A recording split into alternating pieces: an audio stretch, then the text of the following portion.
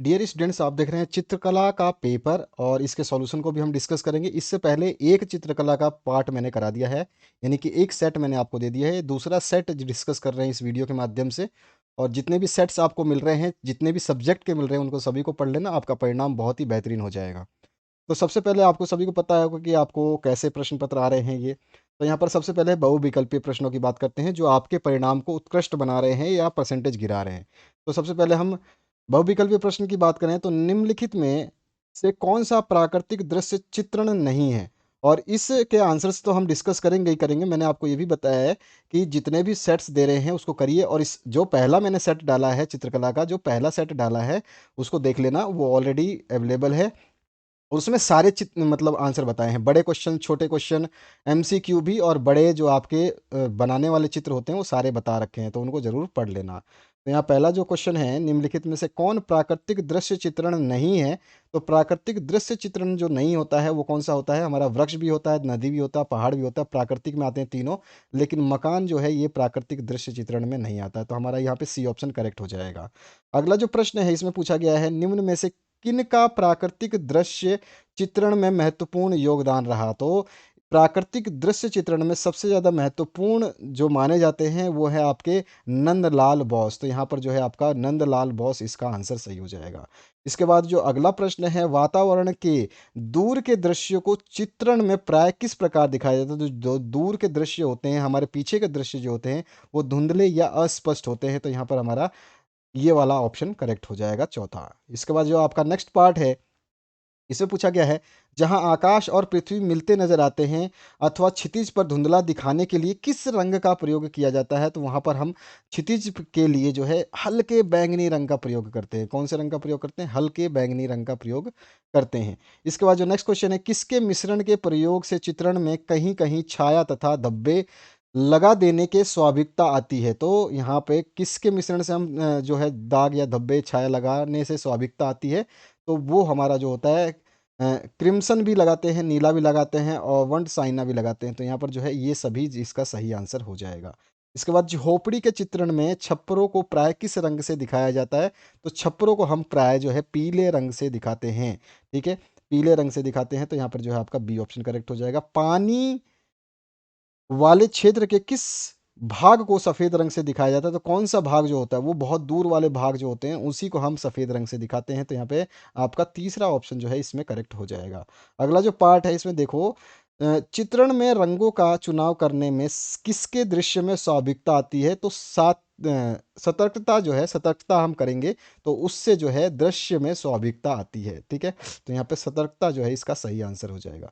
इसके बाद जो नेक्स्ट क्वेश्चन जो है इसमें पूछा गया है, चित्रों में प्राय किसे दर्शाने के लिए काले रंगों का प्रयोग किया जाता है। तो काले रंगों को हम जब भी दर्शाते हैं, मतलब प्रयोग करते हैं, तो हमारा मेन मकसद होता है कि उस चित्र की गहराई को हम दर्शाएं। तो यहाँ पर जो है बी ऑप्शन आपका करेक्ट हो जाएगा।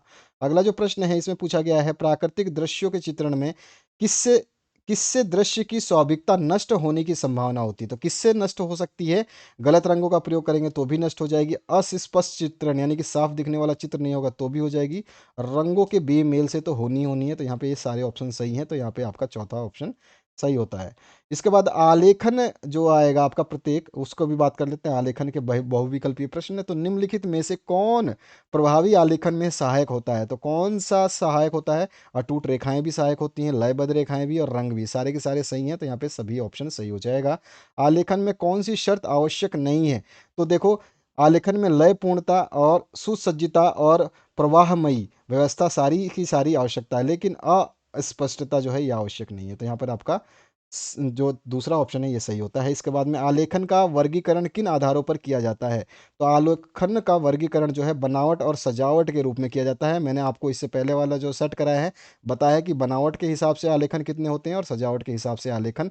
मैंने पूछा था आपसे, आप लोगों ने, बहुत लोगों ने कमेंट भी किया और बिल्कुल सही आंसर दिया है आप लोगों ने। प्राकृतिक आलेखन किन प्राकृतिक आपदानों के संयोजन से निर्मित होते हैं। तो यहाँ पर जो है आपका कौन सा आंसर हो जाएगा, प्राकृतिक उपादान कौन कौन से होंगे इसमें, फूल भी होंगी, कलियाँ भी होंगी, पत्तियाँ भी होंगी, तो ये सभी इसका सही आंसर हो जाएगा। अगला जो प्रश्न है इसमें पूछा गया है प्राकृतिक रूपों को किस प्रकार के आलेखन में परिवर्तित किया जाता है? तो इसको अलंकारिक परिवर्तित किया जाता है, ठीक है? तो यहाँ पे बी ऑप्शन जो है करेक्ट हो जाएगा।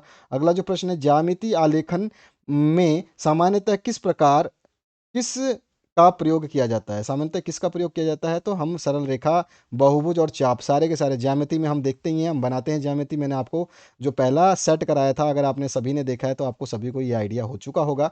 अगला जो प्रश्न है इसमें पूछा गया है अ, जिसमें पूछा गया है सूक्ष्म आलेखन में किस पर विशेष ध्यान दिया जाता है? तो सूक्ष्म की बात कर रहे हैं ना, तो इसमें संतुलन बनाने पर हम जो है विशेष ध्यान देते हैं। तो यहाँ पर आपका चौथा ऑप्शन करेक्ट हो जाएगा। इसके बाद जो है आलेखनों में वर्तमान समय में कौन सा आलेखन सर्वाधिक पसंदीदा है? तो वर्तमान में जो सर्वाधिक पसंदीदा है वो अलंकारिक है, ठीक है? तो यहाँ पे आपका जो है सी ऑप्शन करेक्ट हो जाता है। अगला जो प्रश्न है, ये सारे को प्रश्नों के उत्तर को ढंग से याद करना है। और मूल रंग को अन्य किस नाम से जाना जाता है? तो मूल रंग को हम जानते हैं कि उसको प्राथमिक रंग भी बोला जाता है, और इससे पहले वाले सेट में पहला ही क्वेश्चन जो है यही था कि मूल रंग कौन कौन से होते हैं। आलेखन के चित्रण में चित्र को ट्रेस करने के लिए किस पेंसिल का प्रयोग किया जाता है? जब हम उसको ट्रेसिंग करते हैं यानी कि उसकी लाइनें जब करते हैं तो उसको कौन सी पेंसिल से करते हैं? तो हम 2B से करते हैं। किससे करते हैं? 2B से हम जो है उसको ट्रेसिंग करते हैं यानी कि बनाते हैं। इसके बाद में आपका प्राविधिक कला है। ज्यामितीय आलेखन में कौन से कोण आलेखन प्रकार की सहायता से नहीं किया जा सकता? कौन सा कोण? जो 5 से भाग नहीं जा पाए वही 15 से जो भाग नहीं जा पाए वही कोण जो हम आलेखन से नहीं कर सकते, जो 15 से डिवाइड ना हो पाए। तो हमारा सी ऑप्शन सही हो जाएगा, जो 15 से भाग नहीं हो सकता। ज्यामितीय निर्णय में एक रेखाखंड के कितने समान भाग किए जा सकते हैं? तो ज्यामितीय निर्णय में हम जो है एक रेखा के पता नहीं कितने भाग कर सकते हैं, आप भी जानते हैं, तो हमारा आंसर हो जाएगा असंख्य। इसके बाद जो है एक त्रिभुज के अंतःवृत्त का केंद्र होता है, तो वो कैसा होता है? त्रिभुज के कोण अर्धकों का प्रतिच्छेदन बिंदु जो है एक त्रिभुज के अंतःवृत्त का केंद्र होता है। तो यहाँ पर जो है आपका बी ऑप्शन सही हो जाएगा। इसके बाद जो है अगला प्रश्न इसमें पूछा गया है एक दिए गए वृत्त के अंतर्गत वर्ग की रचना के चरण का सही क्रम हो सकता है? तो इसमें जो है पहले बिंदुओं को दूसरे दो बिंदुओं से मिलाइए, ये नहीं हो सकता, क्योंकि मैंने जब आपको पहला सेट दिया है उसमें मैंने बताया है कि अंतर्गत वृत्त की रचना कैसे करते हैं। और इस व्यास का लंब जो है अर्धक खींच करके वृत्त की परिधि पर दो अन्य बिंदु ज्ञात कीजिए और वृत्त का एक व्यास मिलाइए और व्यास के सिरों पर दो बिंदु प्राप्त कीजिए। तो सबसे पहले हम बात करेंगे कि दो बिंदु प्राप्त करेंगे, उसके बाद में इस व्यास का लंब अर्धक खींच करके वृत्त की परिधि को दो बिंदुओं पर मिला देंगे और फिर पहले बिंदु को दूसरे बिंदु से मिलाएंगे। तो यानी कि आपका थर्ड के बाद में सेकंड आएगा और सेकंड के बाद में फर्स्ट स्टेप आएगा, यानी कि स्टेप यहाँ पे सारे उल्टे दिए हैं, आपको सीधा कर देना है, नीचे से ऊपर की तरफ जाना है। तो यहाँ पे इस हिसाब से हमारा बी ऑप्शन जो है करेक्ट हो जाएगा। अगला जो पार्ट है इसमें पूछा गया किसी वृत्त के तीन भुजाओं पर खींची गई स्पर्श रेखाओं में से कौन सा त्रिभुज बनेगा? तो किसी वृत्त के तीन बिंदुओं से खींची गई स्पर्श रेखा से हम किसी भी तरह का त्रिभुज बना सकते हैं। जरूरी नहीं है कि वो कैसा बने, लेकिन हम किसी भी तरह का त्रिभुज बना सकते हैं, क्योंकि आपकी स्पर्श रेखा टेढ़ी मेढ़ी किसी भी तरह से खींच सकते हो और आपका जो है त्रिभुज जो है बन जाएगा, क्योंकि हम लाइनों का एक्सटेंड कर सकते हैं ना। हमारी जो स्पर्श रेखा है उसकी लंबाई निश्चित नहीं है, अगर लंबाई निश्चित नहीं है तो हम किसी भी तरह की इस पर जो है वो बना सकते हैं, ठीक है? तो यहाँ पर जो है निश्चित नहीं है, तो यहाँ पर जो है डी ऑप्शन सही हो जाएगा। एक आयत की लंबाई तथा चौड़ाई क्रमशः 8 और 6 सेंटीमीटर है। इस आयत के क्षेत्रफल के बराबर त्रिभुज की रचना करने के लिए त्रिभुज का तीसरा शीर्ष ज्ञात करने के लिए कहाँ से और कितनी दूरी पर चाप लगाया जाएगा, जबकि त्रिभुज की एक भुजा आयत का विकर्ण है? तो हमारा सीधा सीधा जब हम इसको सॉल्व करके निकालेंगे, मैंने इसको सॉल्व करके देखा था, मैं यहाँ पे नहीं बता रहा हूँ आपको, आयत के विकर्ण के मध्य बिंदु से 9.6 सेंटीमीटर की दूरी पर जब हम इसका करेंगे तो हमारा जो आंसर हो जाएगा करेक्ट, ठीक है? तो यहाँ पर ए ऑप्शन है, इसको सही करके सॉल्व करके चेक कर लेना। इसके बाद आते हैं अन्य प्रश्न पे। एक ज्यामितीय आलेखन दो वृत्तों जिनकी त्रिज्याएं जो है 5 और 3 सेंटीमीटर है तथा इन वृत्तों को अनुपर्श रेखाओं द्वारा बनाया जाता है। इस आलेखन को बनाने के लिए वृत्तों के केंद्र के बीच की दूरी कितनी होगी, जबकि स्पर्श रेखा की लंबाई 6 सेंटीमीटर दे रखी है? पूरा मैथमेटिक्स का क्वेश्चन है, जब आप इसको सॉल्व करोगे तो आंसर आ जाएगा 10 सेंटीमीटर। तो हमारा जो है यहाँ पर 10 सेंटीमीटर इसका आंसर हो जाएगा। अगला जो प्रश्न है इसमें पूछा गया वृत्त के चार बिंदुओं पर खींची गई स्पर्श रेखा के प्रतिच्छेदी बिंदुओं से निर्मित आकृति क्या होगी? तो वो जो है एक आपका जब चार बिंदुओं से कोई भी वृत्त की चार बिंदुओं से अगर हम खींचते हैं तो वो जो है एक आपका वर्ग बनेगा। ठीक है, यहाँ पे देखो, क्योंकि वृत्त के 4 बिंदुओं पर खींची गई स्पर्शियों के प्रतिच्छेद बिंदु से निर्मित आकृति क्या होगी, तो वो सभी स्पर्श रेखाएं परस्पर बराबर हैं तो वर्ग बनेगा। ठीक है, बराबर है क्योंकि चारों भुजाएं वर्ग की क्या होती हैं, बराबर होती हैं। ठीक है, अगला जो प्रश्न है इसमें पूछा गया आपसे, ज्यामिति निर्णय में चाप लगाने के लिए प्रयोग की गई पेंसिल की नोक होनी चाहिए, कैसी होनी चाहिए, तो बिल्कुल बारीक होनी चाहिए। तो ये आंसर हमारा करेक्ट हो जाएगा। इसके बाद में किसी ज्यामिति आकृति के एक कोण का अर्धक ज्ञात करने के लिए लगाए गए चापों की संख्या कितनी होगी। किसी ज्यामिति आकृति के एक कोण का अर्धक ज्ञात करने के लिए हम 3 चाप लगाते हैं, हमेशा ही जानते हो कि उसके अर्धक निकालेंगे तो 3 चाप लगाते हैं। बनाते हो आप, बना करके देख सकते हो कोई भी अर्धक, तो 3 चाप आपको लगाने पड़ेंगे। इसके बाद आपका नेक्स्ट जो है स्मृति चित्रण, तो यहाँ पर स्मृति चित्रण में व्यक्ति किसी वस्तु को कैसे पहचान पाता है, तो स्मृति भंडारण द्वारा जो है इसको पहचान पाता है। ठीक है, इसके बाद जो है आपका नेक्स्ट स्मृति चित्रण में चित्रकार की किस क्षमता में सुधार आता है, तो उसकी अभिव्यक्ति यानी कि प्रकट करने की जो भावना है उसमें जो है उसकी सुधार आता है। उसके बाद में स्मृति चित्रण में किसका विशेष ध्यान रखा जाता है, तो स्मृति चित्रण में संयोजन का, लय का, वास्तविकता का, इन सभी का ध्यान रखा जाता है।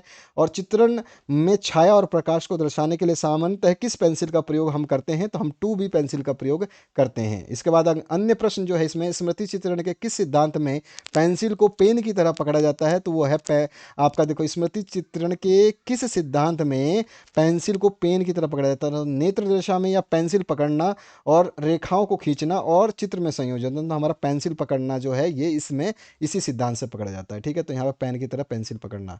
इसके बाद में स्मृति चित्रण में बार बार आंखों को बंद क्यों किया जाता है, तो गलतियों को कम करने हेतु। ठीक है, इसलिए हम इस आंखें बार बार में बंद करते हैं। स्मृति जो है हम स्मरण के हिसाब से बना रहे हैं, इसलिए हमको उसको स्मृति करते हैं, हम उसको समझते हैं कि क्या अब होना चाहिए, क्या आएगा, आंख बंद करके उसको हम टटोलते हैं मन ही मन। वस्तुओं के प्रारंभिक चित्रण में किसका प्रयोग किया जाना चाहिए, तो हल्की रेखाओं का प्रयोग हमेशा किया जाना चाहिए। स्मृति चित्रण में पीछे की वस्तुओं को किस रंग से सुसज्जित किया जाता है, तो हल्के रंगों से, जितने भी पीछे की वस्तुएं होती हैं उनको हल्के रंगों से दर्शाया जाता है। और स्मृति चित्रण विधि के अंतर्गत किस आकार का चित्रण विधि लगभग समान होता है, तो आयत और वर्ग का चित्रण विधि बिल्कुल समान लगभग माना जाता है। और वस्तु में शेड डालते समय मुलायम रबड़ का प्रयोग किया जाना चाहिए, जिससे कि क्या हो, चमक पर प्रभाव ना पड़े। ठीक है, तो चमक पर प्रभाव ना पड़ने के लिए ये काम किया जाता है। अब आपका जो खंड ख है इसमें प्राकृतिक दृश्य चित्रण, अपनी ड्राइंग शीट में चारों ओर समान हाशिया छोड़ते हुए 20 बाई 15 सेंटीमीटर का एक आयत बनाइए और निम्नलिखित जो है प्राकृतिक दृश्य का चित्रण करना है, जिसमें जल और रंगन यानी कि पोस्टल कलरों का उपयोग करना है। और यहाँ पर जो है सूर्योदय के समय एक ग्रामीण दृश्य, झील किनारे गांव की झोपड़ियाँ और दूरी पर कुछ वृक्ष और झील में नौका, ये आपको बनाना है।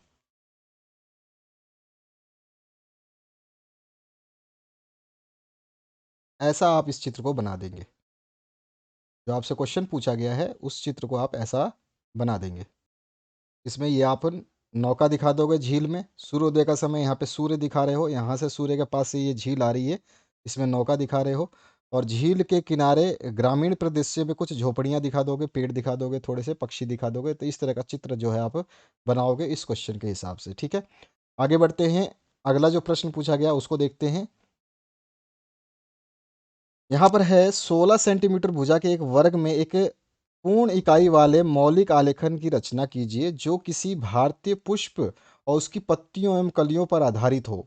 आलेखन कपड़े की चादर पर छपाई के लिए प्रयुक्त हो और आलेखन में 3 जल रंगों का प्रयोग करना है। आलेखन बनाते समय निम्नलिखित बिंदुओं का विशेष ध्यान रखना है। तो इसमें क्या बोल रहा है, 16 सेंटीमीटर की भुजा के एक वर्ग में एक पूर्ण इकाई वाले मौलिक आलेखन की रचना कीजिए, जो किसी भारतीय पुष्प और उसकी पत्तियों एवं कलियों पर आधारित हो। ठीक है, इसमें मौलिकता, संयोजन और सामान्य प्रभाव और आकर्षण, उत्तम रंग संगति, ये सारी चीज़ें आपको इसमें ध्यान रखनी है। तो चलिए इसके आंसर को कैसे करेंगे, तो इसका आंसर को हम कुछ इस तरह से ड्राइंग कर देंगे, जिसमें फूल और उनकी कलियां दिखा देंगे। देख रहे हो आप, ये फूल है और इनकी कलियां हैं। ज़रूरी नहीं है कि आप ये जो यहाँ पर तितली दिखाई गई है तितली दिखाओ, ज़रूरत नहीं है क्योंकि क्वेश्चन में नहीं है। तो बाकी ये कभी कभी क्वेश्चन आता है कि तितली भी दिखाइए, तो तितली आप इस तरह से बना सकते हैं, बाकी आपको ज़रूरत नहीं है तितली को दिखाने के लिए। चलिए अगले प्रश्न की तरफ देखते हैं हम। पहले पार्ट में मैंने बता दिया है कि आपको कौन-सा करना है, कैसे-कैसे करना है। इस पार्ट में भी बता रहा हूँ कैसे-कैसे करना है। प्राविधिक कला जो है, इसमें आपको दी गई त्रिज्या के वृत्त पर ऐसी 2 बराबर स्पर्श रेखाओं की रचना कीजिए जो वृत्त के बाहर एक दूसरे के साथ 50 डिग्री माप का कोण बनाती हो। ठीक है? कितना? दी गई त्रिज्या के आधार पर। और यहाँ पर जो है आपको जो वृत्त के बाहर एक दूसरे के साथ 50 डिग्री माप का कोण बनाती हो। ठीक है?